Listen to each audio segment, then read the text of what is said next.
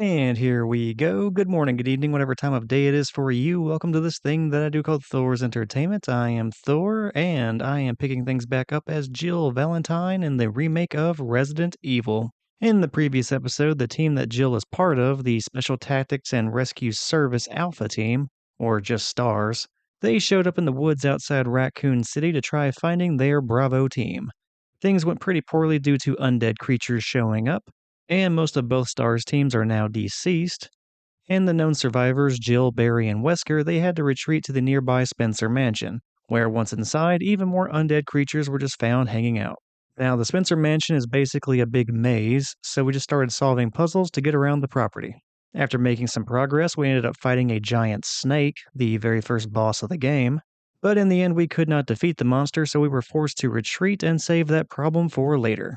After even more puzzles, we managed to escape to the back of the mansion and we explored the rest of the property, or at least as much of it as we could find up to that point. We ended up stopping in a cabin outside the mansion where we found a creepy note and we read it. It was from somebody talking about attacking people who were pretending to be her parents, and also not knowing where her real parents were. And that is where we are picking things back up now inside that cabin.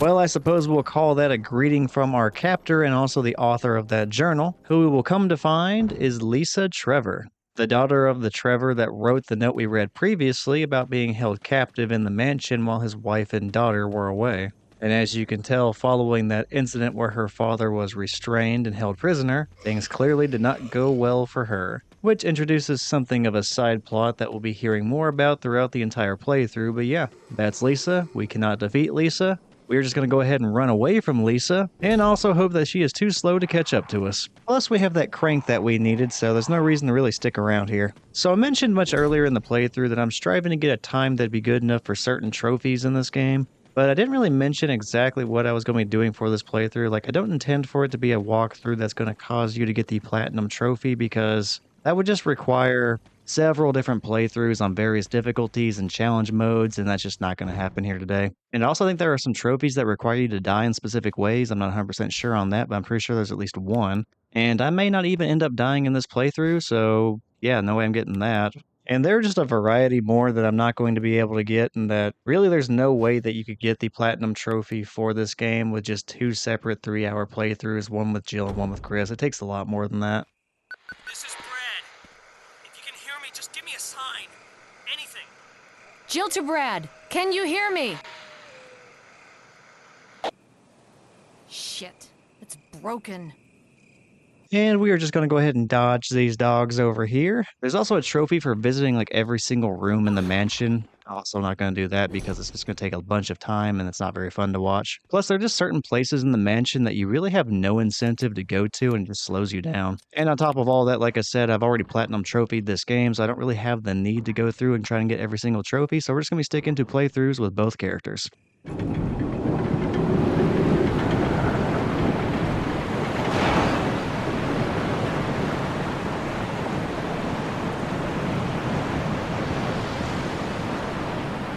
And with the water lowered, we're going to be accessing the very next part of the game. Now, everything up to this point has basically taken place within the mansion, the Spencer Mansion. But now that we have a new path to follow, we're going to be going to an area of the game that's referred to as the Residence. And that is going to be a smaller house just outside of the mansion.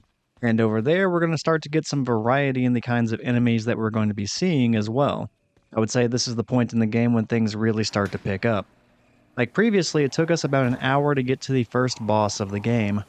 But within the Residence, you're actually going to be facing off against two different bosses in a span of about 30 minutes. So yeah, things are definitely going to be picking up from here. The game kind of has a slow start because everything's locked and you have to go on perhaps the most linear course of the game, just trying to find keys.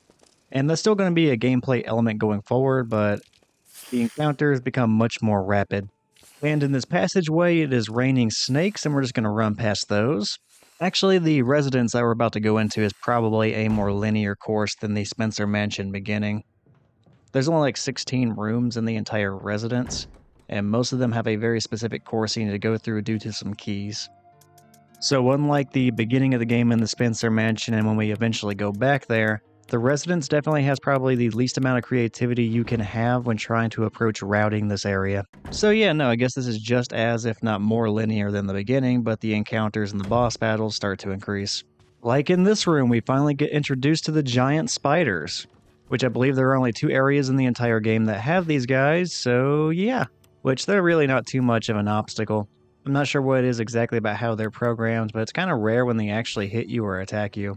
Granted, I've still been attacked and hit by them, but possibly less than any other enemy in the game.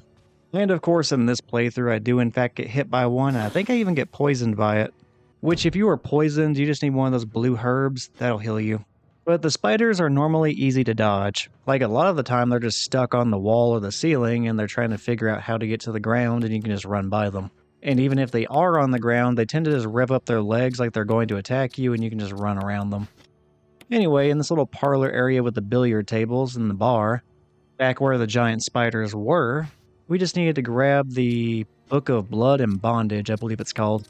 Oh no, wait, I had that backward. The Book of Bondage with Blood, which sounds like a title that would have been rejected by Clive Barker for one of his books. But yeah, we went in there, we got that book, which is going to be a key item for opening up a door later on. And while we were also there, we got some things like the shotgun shells that'll be useful as we traverse the residence. And now I'm just going to go ahead and do a quick bit of inventory management, putting away certain things so that I can do everything I need to within the residence in one trip without ever having to go back to a storage box. That should save me some time as I go through this area, which is a pretty short area overall. Oh, and the residence definitely has a theme of wildlife and plants in it, like we saw the spiders, but also the reason I'm pushing this crate is to block a hole in the ground that we can climb over. The reason being, if you try to walk over that hole in the floor, some vines will come out of that floorboard and attack you. So we're going to block that so that does not occur. So yeah, gee whiz, get ready to see a bunch of different bugs and some plants here as well. I'm pretty sure I've gotten through the entire residence in 20 minutes before. Now it takes me a bit longer this time around, but don't let that fool you, this is a really short area. I only make it longer because I stopped to watch cutscenes, speaking of which. No, that wasn't part of our deal. Like I said, But it's not necessary to destroy stars. don't be a hard dog to hit me with a porch barrier. What about my family? Guarantee their safety. If I play my cards right.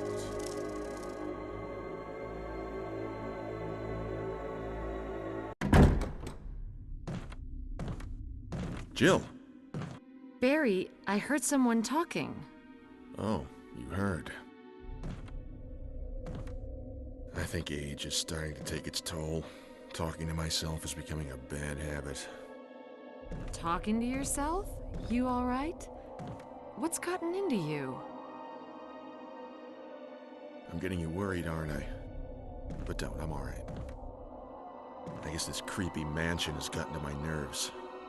Anyway, I think I'll go outside, get some fresh air for a change. Don't worry, I'm just going to get some fresh air.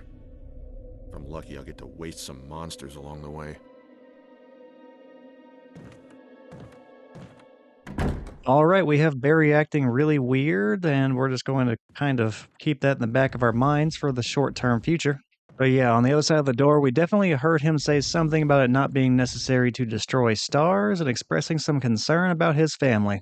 So it definitely seems like something is up.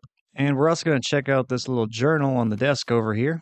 It is titled Plant 42 Report, and it says that 4 days have passed since the accident. The plant at point 42 is growing at an amazing rate. Although there are many unknown aspects about this plant, we know that in comparison to the other group of plants, the T-virus has had a substantially stronger effect on this one. The T-virus has drastically morphed its host's anatomy as well as its size. Looking at its current state, it is difficult to imagine its original appearance. Nowhere on Earth will you find anything like it. We have also found that Plant 42 has two main sources of acquiring its necessary nutrients. One source is through its root. Somehow it has rooted itself down into the basement. Immediately after the accident, a scientist went mad and destroyed the aqua ring. Ever since, the basement has been like a pool. There is a high possibility that it's one of the chemicals in the water that's promoting the Plant 42's rapid growth. However, we have yet to determine the specific chemical. A bulb-like body of the Plant 42 has been sighted hanging from the ceiling in the first floor. We are sure that it used the air ducts to reach the first floor. Numerous long, tentacle-like vines are protruding from the bulb. We believe the vines are the second means of acquiring its nutrients. When the Plant 42 senses prey, it uses the tentacle-like vines to capture its prey. After doing so, suckers on the vine drain the prey of its blood. We've also noticed that it has some intelligence. When it captures its prey, or when it's inactive, the vines twine around the door to stop possible intruders. Unfortunately, several of our scientists have already fallen victim to this Plant 42. When we heard the stories from the survivors, they all observed one thing in common. When the uniform petal-like flaps open and reveal its vital internals, it has a tendency to become more aggressive. One witness reported that it was as if it was trying to protect itself. Why it behaves the way it does is still unknown. And this report was dated May 21st, 1998. And it was signed Henry Sarton. So this report was from just 2 months prior to the STARS team arriving at the Spencer Mansion, so really not that long ago, all things considered, especially when you look at the Trevor diaries from the 60s. But anyway, this report is all about Plant 42, which seems like it's going to be a really big threat at some point here in the Residence, and gee whiz, it definitely will be. Anyway, while I was narrating the journal, I was definitely doing a bunch of things in the background, so I'll catch you up on what exactly I did. After talking with Barry, I went ahead and moved those bookcases out of the way to reveal a ladder, although I did not use it yet. I then ducked into the bathroom of the same room where we were talking to Barry. Once I was inside there, I found the key to room 002. And also while I was in the bathroom, you could hear the door being opened and closed on the other side of the bedroom. And that was the sound of a zombie walking into the bedroom and going to the desk area where we read the report. Since he was over there and not in our way, we ignored him and we ran through the door and just left him in there. We then proceeded to room 002, and after that door was unlocked, we went inside and found that somebody had hung themselves.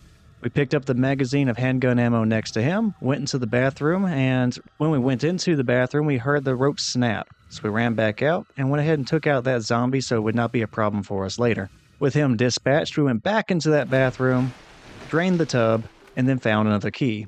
And that key opens a door to a laboratory here down in the basement. Why all these keys were in bathrooms, I have no idea. But anyway, we pick up that key and we leave, and as we leave, the zombie that was on the ground in the bathroom decides he's ready to wake up.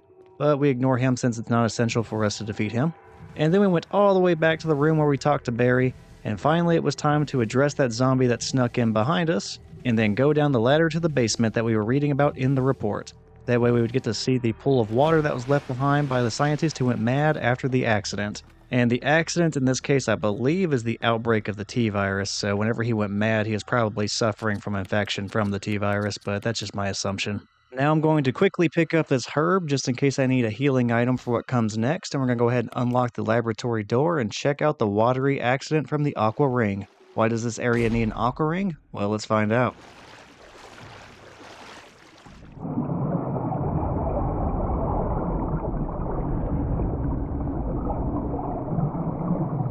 Okay, sharks. The answer to why we need an aqua ring in this little area is because sharks. Because of course there are sharks. Why wouldn't there be zombie sharks? It wouldn't make sense not to have zombie sharks. But yeah, the sharks are part of the old original game as well as this remaster.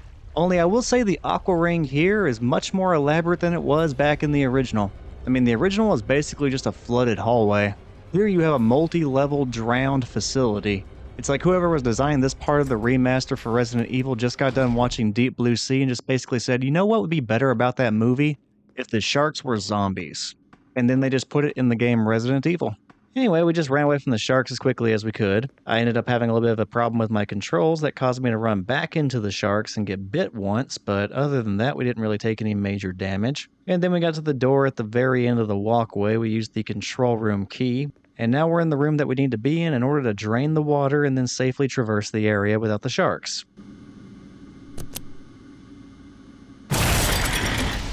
Emergency! Emergency. Unknown source of pressure detected. Locking all doors to achieve maximum safety.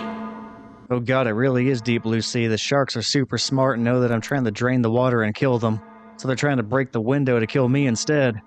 I could really use LL Cool J and Thomas Jane showing up and saving me right now, but I imagine that's not going to happen. So at this point we need to close the metal shutters to block off the glass windows so that if they break, this entire area that I am in does not flood and I end up drowning or being eaten. And to do that, you have to go ahead and release the safety switch. You then have to go to the other switch to initiate the closing of the shutters, but then it is going to tell you that due to the oil pressure, it's unable to close the shutters. So you then have to go to the oil tanks and flip the correct valve. Now they are numbered 1 through 3, and to know which one that you need to flip, you have to go to that little piece of paper on the table that I went to when I first entered this area. When I went there and read it, it told me that it was going to be valve number 2, and gee whiz, the valve number can change depending on your playthrough even with the same character, so always check that paper. So yeah, I flip the proper oil switch, then I go back to the safety switch, and then I go back to the shutter switch, then the shutters will close, and then I can finally drain the water so that we can deal with those pesky sharks. Alright, the water draining process has been completed, so we're going to go ahead and go over here, pick up this healing item, and then head out to the walkway area to see what the area is like without any water in it. And also address any of the sharks that remain alive, just, floundering around on the ground. That might seem unnecessary since there isn't any water for them to do any damage anymore, but they are undead sharks, so being out of water should not kill them, and we're not taking any chances here. We also have some extra shotgun shells just laying around over here, and they are always nice to see and include in the inventory. So yeah, we're just going to go ahead and grab those, and then we are going to continue our investigation down here. Also going to shoot that shark right there because, again, we are not taking any chances. That's 1 shark down, there should be 3. Speaking of which, here is the big one. This one's name is Neptune, and he doesn't really show up whenever you're being chased on that walkway like the other 2 small ones, although he will occasionally lunge up at you and try to get you if you waste too much time up there.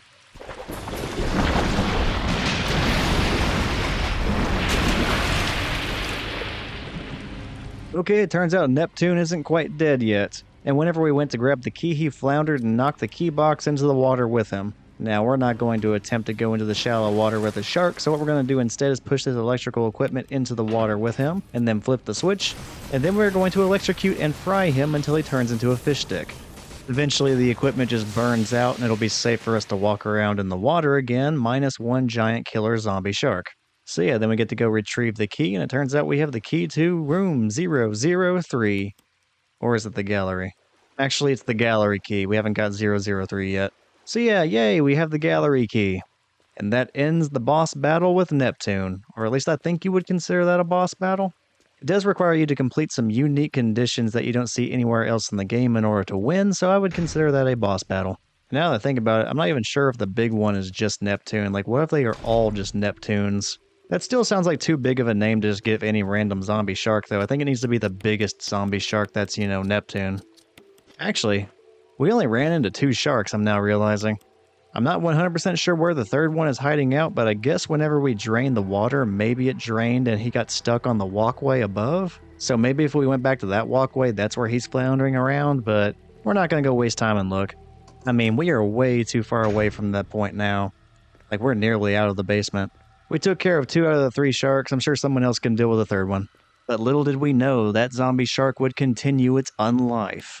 And it would eventually escape and manage to make its way back to the ocean and infect other sharks. And that's exactly how we ended up with the horrible movie Jaws: The Revenge. And for anyone not familiar with that movie, which I definitely do not blame you if you're not familiar with that movie, you're not missing anything. But that's the one where Sheriff Brody's wife has a psychic link to the shark somehow. And that same shark also somehow manages to go from Amity Island, New England to like the Bahamas in a few hours. Like, that thing is supernatural. And a zombie-inducing T-virus is the best explanation for how that thing is somehow psychic and able to teleport. So yeah, there you go. That's my new headcanon. The world of Jaws and Resident Evil are in the same universe. But that's going to be enough references to sharks. We have some zombie bees to take care of now, because why not? Zombie hornets, zombie bees, zombie wasps, whatever. We're going to go kill the hive. Which I went ahead and picked up the insecticide from the dead body in that hallway. If you continued down that hallway, you would see the hive, but you would also risk running into a bunch of bees. It turns out that there is a map of the residents over here on this wall. And if you take it down, there's a hole in the wall. And once the hole in the wall is exposed, you can put the insecticide through that, and then start pumping it out and killing all the bees. Problem solved. Unlike with the sharks, I don't really have any amazing zombie bee movies that I can think of off the top of my head, although in the world of Dead Rising, there are wasps that are zombie related that can act as a way of pumping out the Zombrex, the zombie suppressant drug in that universe. So yeah, sure, why not? Resident Evil is already in the Jaws universe, and now it's also somehow coinciding with the Dead Rising universe, which makes absolutely no sense chronologically, but you know what? It doesn't have to make sense. We're having some fun here. And that would be a pretty fun little crossover, especially considering that Capcom owns both properties. And that is exactly where the zombie bees and Dead Rising come from. It actually all started here at the Spencer Mansion. A few of those guys survived too, apparently. Anyway, random rant over, we went over to the hive. There was a key on the desk right next to the hive, and then we used it to enter room 003, and we picked up a book off the bookcase, which breaks down a chemical experiment that produced a chemical that is capable of destroying Plant 42, which, depending on how you play the game, you may have to create that chemical in order to defeat the plants, but that's not going to be the case here today with Jill, and actually it's not going to be the case for the Chris playthrough either now that I think about it. But yeah, just know that this document could be useful in that scenario when you have to create the, I think it's called J-Volt, the chemical needed to kill the plant. But instead we're going to go with the other option, which is shooting the crap out of it. Speaking of which, here is Plant 42, and now we're going to shoot the crap out of it. And to get here, we just went ahead and replaced the document that we took off the bookcase with the Bondage with Blood book that we picked up earlier. And then we rearranged the books in order to create an image based on what was on the spine of those books. Once the image was complete, the bookcase moved, the door was available, and now we're in here with the murder plant. And we just got a glimpse at the plant with its outer shell open and its fleshy bulb underneath exposed. That is the key to defeating this plant. Whenever the shell is covering up the bulb, you're really not going to be doing a whole lot to it if you start shooting at it. But periodically that shell will open up, and even if you cannot see it, there is an audible cue whenever this happens. There's a noise it makes whenever it opens and closes that bulb, so as long as you keep track of that cycle, you don't really have to get close to the plant in order to shoot at it and do damage to it. You do that enough times, and eventually, you will be able to kill Plant 42. Which, like you just saw, whenever you do defeat Plant 42, you get a cutscene where it just shrivels up and dies. And I didn't mention this earlier, but one of the key reasons to keep your distance, even if it means not being able to see the plant, is because the closer you are to it, the more likely it is you're going to get the crap kicked out of you by its vines. But yeah, with the plant now deceased, we go back to the first floor, we go over to this little fireplace area, and we pick up a key, which is going to be the helmet key, which I may not have clicked on any of the doors for it earlier, but the helmet key was required to open up various doors back at the Spencer Mansion, so we already know where we're going to after this. And we can't go back the way we came, but the double doors, we can unlock those from this side, and then we're going to re-enter the gallery, and then we're going to make our way back to the Spencer Mansion. But before we say goodbye to the residents entirely, because we have zero reason to return here at any other point in the game, we are going to have one final cutscene to send us off. Wesker! Jill, so you're safe. That's what I was going to say. I apologize. It was all I could do to protect myself against those strange creatures. I understand. Anyway, it's good that you're safe. Did you notice? Barry, he sounded a little flaky. Now that you mention it, yeah. I'll keep a close eye. Maybe it's quite natural under these circumstances. It's not really our standard operation. Jill, our first priority is to get out of here. I agree. There are still rooms in that mansion we can't get into because they're locked up. I've been looking for ways to... Okay, if there's anything, I'll go back to the other mansion. I'm counting on you. And alright, turns out Wesker is alive and well after all. I mean, we haven't really seen him since the very beginning of the game when he disappeared in the main entrance hall of the mansion, but yeah, he seems to be doing pretty good. And he pretty much only pops up here to remind the player that they should probably go back to the Spencer Mansion and use that key that they just found, and also to reaffirm our suspicions that Barry was acting weird. So yeah, I guess this scene pretty much only exists just to let us know that Wesker's still around, and then just tell us some things that we probably already knew. But still, hey, Wesker, he's alive. I'm just really happy that we did not lose our buddy who likes to wear his sunglasses at night and indoors. There are far too few people who still do that, so thank you, Wesker. Anyway, moving on.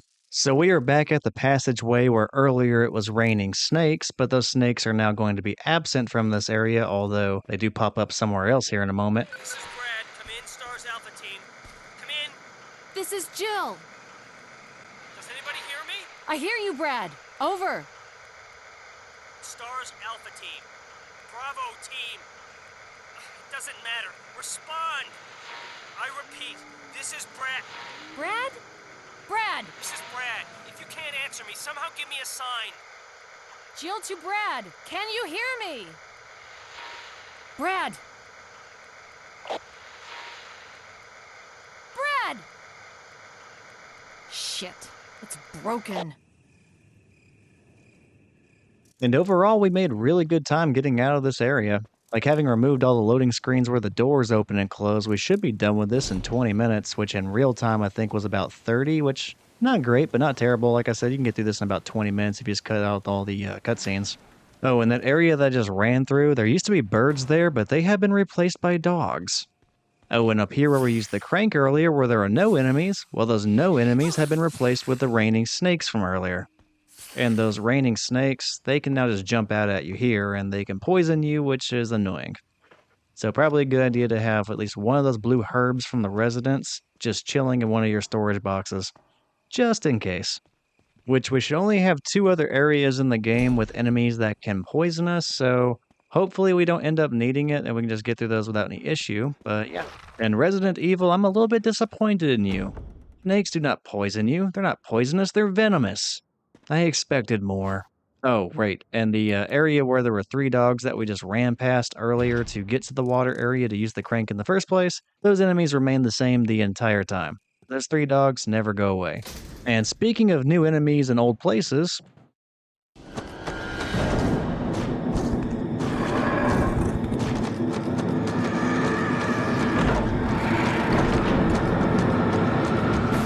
the hunter enemies have arrived, and that is going to be a problem for future Jill. So hunters are like these reptilian zombie creatures that have these amazing claws that can technically one-shot you with certain attacks. So going after them with anything less than maybe the shotgun or the magnum revolver or the grenade launcher, yeah, if you don't have like one of those 3 weapons, trying to face off against them is a very bad idea. And that was not just a one-off either. There are several hunters now all around the mansion in some old familiar places. But like I mentioned earlier, the stained glass painting hallway has birds in it that will not attack you unless you bother them. In the cemetery grave area of the mansion, there are no more enemies there and there won't be for the rest of the game. So utilizing those 2 areas will give you safe passage back to the entrance hall of the mansion where there also are no zombies. And you can just cut out a bunch of different enemies by using that passage to include these new very powerful hunters. And as you can tell, I'm taking the path of least resistance, even if it may not necessarily be the fastest path to certain areas.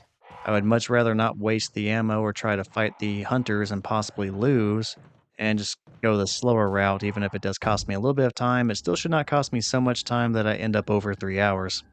But the first thing I did in the entrance hall was unlock one of the rooms there with a helmet key, although I did not go inside it yet because I will get to that one later.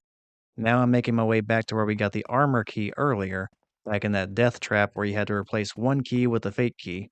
At the very back of that death trap is another door that is locked and you require the helmet key in order to open it. That is our next destination where we're going to face off against yet another boss battle.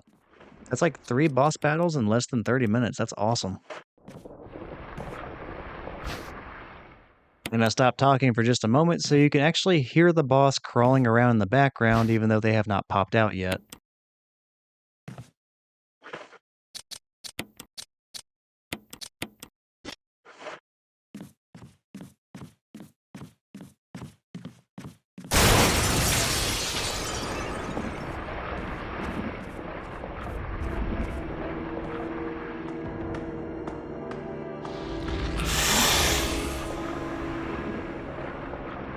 And it is finally time. Round 2 against Yawn the Snake. It's time to get revenge for Richard. Unlike the first time, we can actually kill the boss. So finally, the fight counts. And the entire battle will take place here in this library, which, I have to admit, makes fighting Yawn the Snake pretty easy. Now, I may screw up in this fight and get bit, but it's really hard to lose this fight. All you have to do is just run around the bookcase and keep your distance, and Yawn will never be able to catch up to you, and you can just shoot him as he rounds the corner. And then you just run again, shoot him as he comes around the corner, run again, shoot him as he runs around the corner. And inevitably, you'll eventually win. Basically, the only way you can lose this is if you don't have enough ammo, which I have beat this game with only a knife before because that is a trophy requirement. And yeah, needless to say, even that's not too hard because you can just run up behind Yawn and stab him, and then, run up behind Yawn and stab him, and then run up behind him and stab him. Like, I really like the design of Yawn the snake. I think it's really cool, but I have to admit, the boss battle is a lot easier than you would think for something that intimidating. And since there's not really going to be too much of a challenge or a threat of death here, I just went ahead and switched over to the handgun to conserve some shotgun shells because I'd much rather waste my handgun ammo on this than ammo that actually matters. Which, don't get me wrong, handgun ammo is useful, but I can beat the game without handgun ammo. I don't think I'm going to be able to beat this game without, say, shotgun shells, or at least not under 3 hours. Anyway, we'll just continue to do laps and walk Yawn the snake, and remember, it is very important to walk your snake. Otherwise, they get angry and they eat Richards.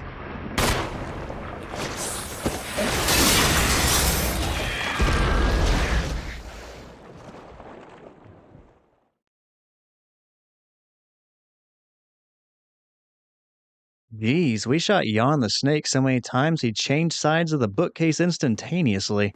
Anyway, he's finally dead now. This time it actually matters, it actually counts, and he's not going to pop back to life and eat anybody else this time. We weren't able to save Richard from, dying, but at least we saved him from getting fully digested, considering how slowly that happens for snakes. And during Yawn's dying tantrum, he managed to hit the bookcase and knock out a book that's actually useful to us. We went ahead and grabbed that. That book is titled Eagle of the South, Wolf of the North. And despite getting it now, this book is actually not going to come in handy for us until basically the very end of the game, so first opportunity we get, we're just going to stash that away and leave it in a storage bucket until we get to the very end of the game. And once we are closer to its relevancy, at that point I'll explain what that book is for. Alright, time to dodge that Crimson Head one more time. Although that book is one of 2 that we have to find while we're just rummaging around the rest of the Spencer Mansion, so I guess now we're off to go find the second book. And actually one other item for that matter that's also going to be really handy for the very end of the game. Which basically means that we're just going to be stashing away 3 items that we find right now until there's almost nothing else left to do in the game. Kind of an odd design, especially if you don't know that, because then you're just carrying around these 2 books and this other item for way longer than you need to and just taking up inventory space thinking you're about to need them, and then turns out you had plenty of time to kill before those things actually became useful. Anyway, say goodbye to the last book, Volume 2, which on the cover again it said Eagle of the North, Wolf of the South. That is a context clue for what it's actually used for later on, even though the inventory labels it as Last Book Volume 2, which means we still need Last Book Volume 1. But first we have to go ahead and go back upstairs and go back into that room I was briefly in where I got the grenades, and we have to do a little puzzle to collect some gems out of some taxidermy animal heads. If you turn off the light, you'll see the gems in the trophy head eyes. There is a journal on the table, and I'll narrate what exactly it says here in a moment. But to solve this puzzle, you're going to have to push the 2 tables up against the taxidermy heads, like right beneath them. That way you can climb up on top of them and reach those taxidermy heads. Now, once those are in place, you need to check where exactly that bird is looking. It should be staring right at you. And the thing is, that bird is going to follow you regardless of what side of the room you're on. And if it's looking at you while you are trying to get one of those gems, you're not going to be able to do it. It's like a security measure. So what you need to do is have the bird look at you, and then get right up against the wall just beneath the bird. That way it can't track where you're going.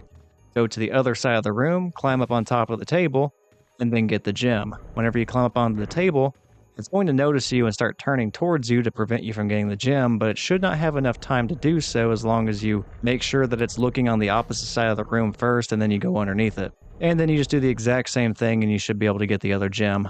Anyway, that's the puzzle. So now, the narrating of that journal. The journal is titled Mail to the Chief of Security. It is also labeled as confidential. Attention, Chief of Security. Date, July 22nd, 1998. At 2:13. Doesn't really specify AM or PM. And from there it says, X day is drawing up upon us. Execute the following procedures within 1 week. Prompt actions are demanded. Action number 1. Lure stars to the estate and obtain BOW's raw combat data against stars. Action number 2. Collect 2 embryos from each mutated specimens as samples, excluding the tyrant. Dispose of the tyrant. Ensure complete disposal of the Arclay laboratory, including all personnel and test animals. Disguise their deaths as an accident. When the above procedures are executed, report to headquarters for further instructions. If for some reason you are unable to execute the procedure by the deadline, report immediately. In case of emergency situations, report directly to the extension number 5691. Good luck. From Umbrella Headquarters, Umbrella Incorporated. So yeah, keeping in mind that we are currently in July of 1998, and that journal is from July 22nd, it's assumed that these procedures took place just maybe days prior to now, and that means the accident, the outbreak that took place here was all intentional. And also, the presence of stars being here and being taken out one by one, also intentional. So the plot is thickening. None of this was accidental, to include our presence here in the mansion. And I just found another journal, and I'll narrate that too here in a moment, but I'll go ahead and complete my first thought. And it is also at this point that we finally get confirmation that not only are Umbrella involved in this, they were the ones calling the shots and making all of this happen. The zombies, us being here, all of it. And yeah, they were basically just using stars to get that combat data that they were talking about, but the journal also mentioned 2 other things. Well, the first big thing that it references is collecting embryos from each of the mutated specimens. Despite them making that a major order, it really does not come up again throughout the entirety of this playthrough, and it won't in Chris's either. Whenever this does come up again, this whole embryo plot will actually be in Resident Evil 2, because this is the first time you really get to see what they were talking about. Now, the other thing that they mentioned in this journal was to exclude doing that for the tyrant and to dispose of the tyrant. Now, what is the tyrant? Well, they actually do cover that in this game, and we'll go ahead and check that out whenever the time comes, so just look forward to seeing what the tyrant is if you don't already know. And in the background, I went ahead and combined the red gem that we had with this little decorative box, and I'm solving a little puzzle piece puzzle, and it never really feels like the board that I have to put these puzzle pieces on is big enough, even though I know exactly where each of the pieces goes. I feel like I'm just pushing X over and over and over again until it finally clicks into place, so this is kind of one of the more annoying puzzles because you know where everything goes, but for some reason it just refuses to go there. Anyway, there was another journal that we got a moment ago. I'll go ahead and narrate that one. So that journal did not have a title, it just said there's something handwritten, and it's not dated. And it says nothing's changed. I never thought this room I designed as an experiment would pay off like this. I can hide here safely for a while because nobody knows about the secret behind this painting, not even Sir Spencer. And at the very bottom of the page it says, painting of a mansion, in the back of an art room. So that kind of foreshadows where we need to go. There's going to be some hidden room behind a painting. And it is safe to assume that was another letter from Mr. Trevor, who was kind of hiding and trying to get away from the mansion to save his family because they were after him because he knew the secrets of the mansion and he architected a lot of the puzzles. And speaking of puzzles, I went ahead and finished the pieces on that really annoying puzzle box and finally got them to actually fit in place. Like I kept having to adjust them and just move them slightly more to the right so they would make room for the additional pieces, which could not fit in the places they needed to go because I was off by like a fraction of a centimeter or something. But yeah, we went ahead and got that one out of the way, and inside the box was an emblem, which when we examined it, we hit a button and then it opened up to become a key. And the emblem was of the Spencer family. So yeah, we have the Spencer office key, which the Spencer office is right next to the external door, which took us to the outside where we got the option of going to, like, say, the residence or to Lisa Trevor's cabin.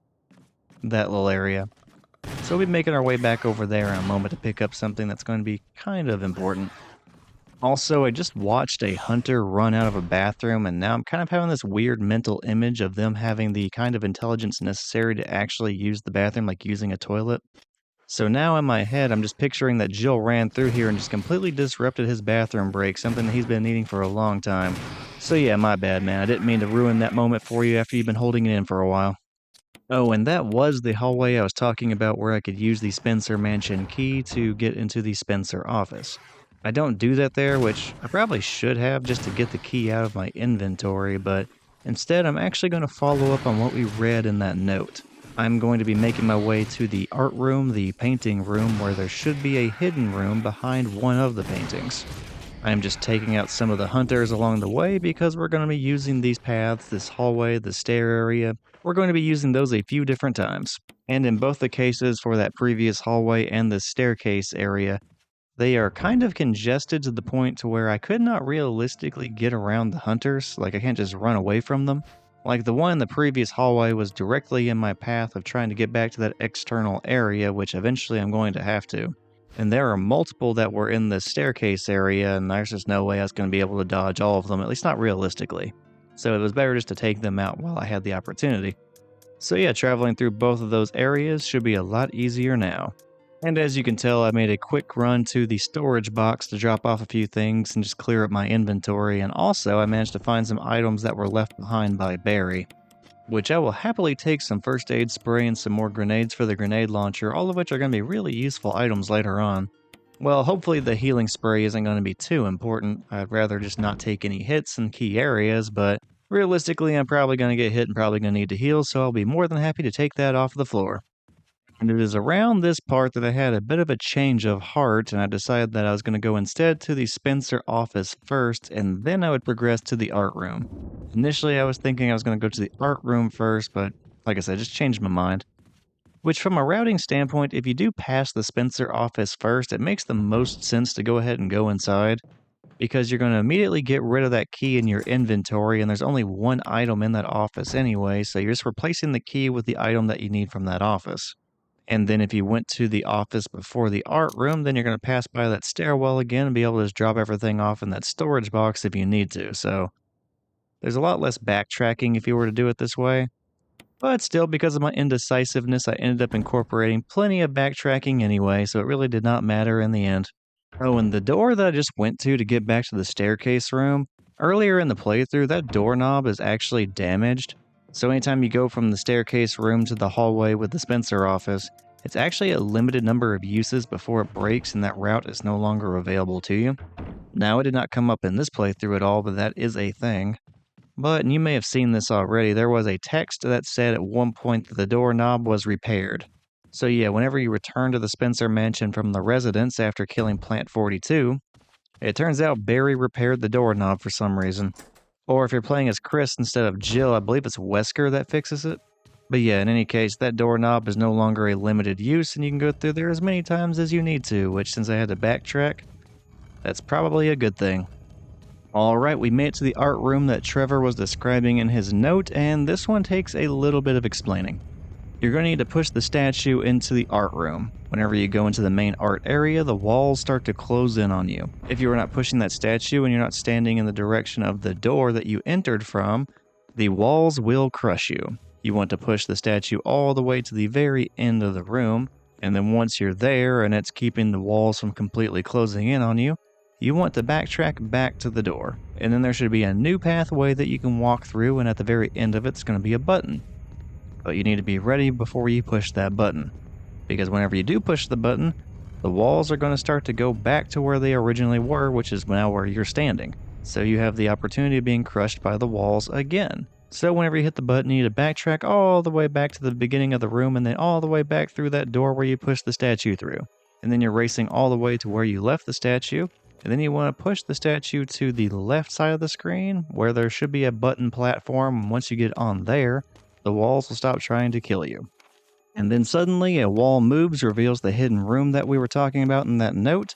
We go in there's a hole in the floor, we jump down the hole, we find another copy of the Eagle of the South, Wolf of the North, which will contain something that we need here in a moment. And we also find a note from Trevor, and we'll go ahead and narrate that here in a moment as well. But this is the hidden room he managed to hide out in and maybe escaped from, although I'm guessing it did not go well for him. And I love how rather than attacking that spider was just backpedaling the entire time, just scared out of his mind, like, no, Jill, no, please don't hurt me. Just completely forgetting the entire time that I am a giant spider and I can just eat you. I have no idea what it is exactly with the AI for the monsters in this game at times, but for the spiders especially, they can behave kind of weird, kind of like that guy did. Anyway, back to the journal entry that we kind of picked up there back at the grave marker. Anyway, the note from Trevor that we found in the hole is going to be dated November 29, 1967. I can't get out. I tried every possible way to escape, but only to be faced with the reality that I am trapped. I've been everywhere. laboratory with the large glass tubes filled with the formaldehyde, and then those dark, wet, and eerie caves. What can I do? At first, I didn't want to believe my eyes, but that familiar high-heeled shoe in the corridor, it was like reflex. One name came to mind. Jessica. I don't want to believe they share the same fate as me. No, I can't give up. I have to hope that they are alive. And then the next date is going to be November 30, 1967. I haven't had anything to eat or drink for the past few days. I feel like I'm going crazy. Why is this happening to me? Why do I have to die like this? I was too obsessed with designing this ghastly mansion. I should have known better. And the next date is November 31st, 1967. It was a dark and damp underground tunnel. And another dead end. But even in the darkness, something caught my eye. Carefully, I lit the match and I had to see what it was. A grave. But deeply engraved into the stone was my name. George Trevor. At that instant, it became clear to me. Those bastards knew from the beginning that I'd die here, and I fell right into their trap. But it's too late now.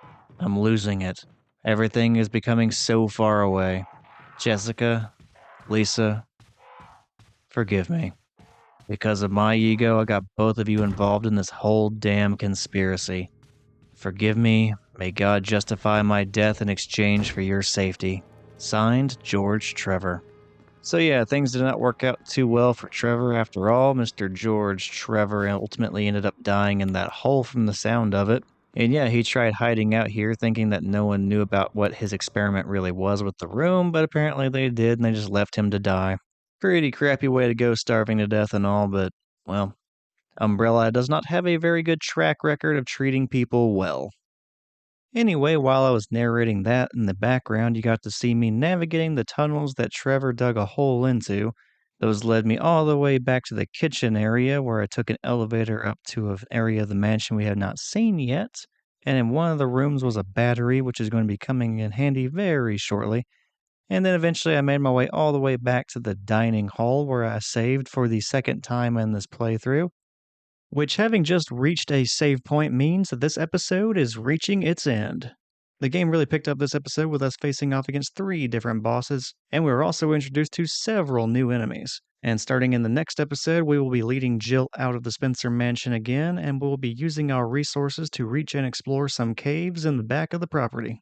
Next episode will also be the final episode of the Jill playthrough, so be sure to check out its conclusion. And after that, I will be moving on to the Chris playthrough so we can check out the differences in those 2 storylines. Hopefully you are enjoying the Resident Evil gameplay, and if so, feel free to check out some of the other games I have played through on the Thor's Entertainment channel. For now, though, thank you for watching this episode, take care, and hopefully I see you next time.